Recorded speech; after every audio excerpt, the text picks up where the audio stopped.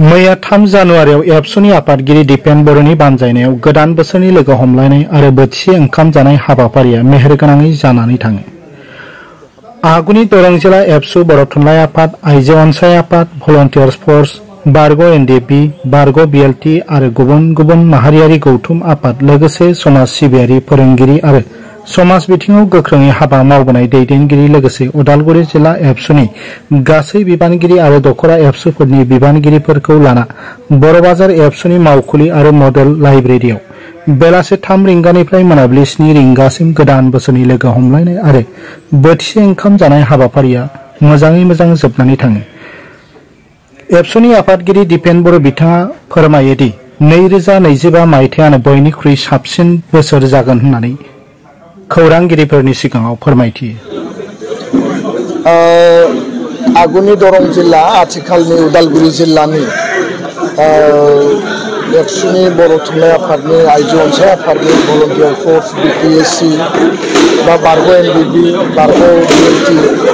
आरो गुबुन गुबुन माहारियारि गौथुम लोगोसे समाज सिबियारि फोरोंगिरि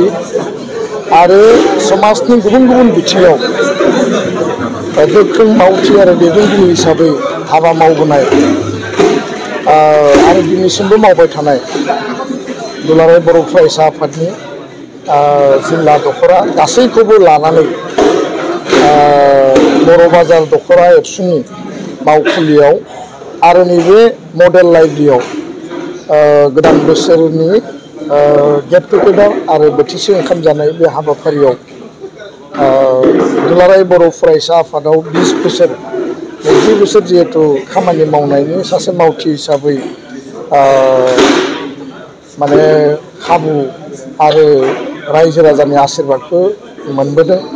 बेनिनो माखासे मोनदांथि माखासे जिखिनि जेंना माखासे चेलेन्जेस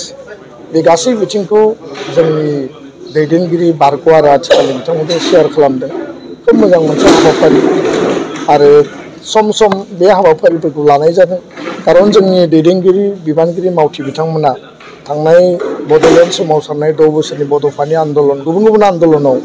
थैसोम थांसोम बिथांमोना हाबा मावबोबाय, गोबाङा शहीद जालांबाय आरो गोबाङा दिनै गोथाङै दङ। बे मोनसे गोथां जारिमिन आरो बिथांमोनखौ जोङो जुदि हांख्रायनानै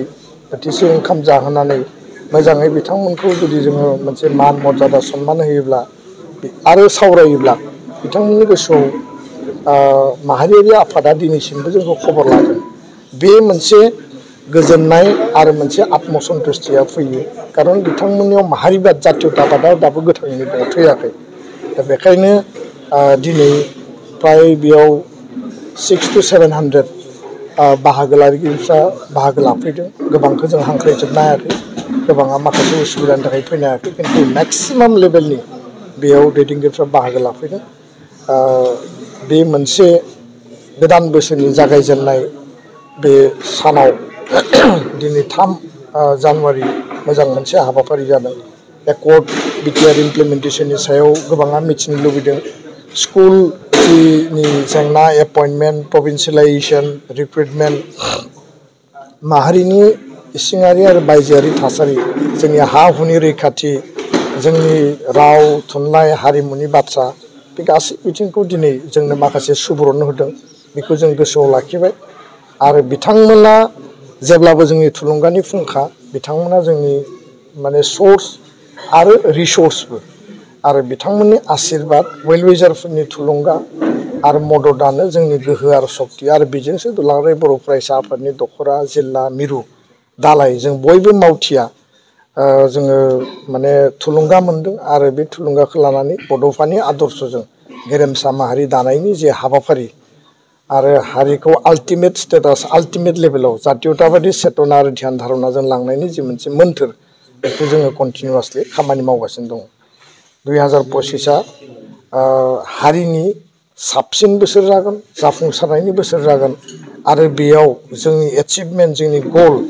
जों आदाय खालामनानै बिख'नानै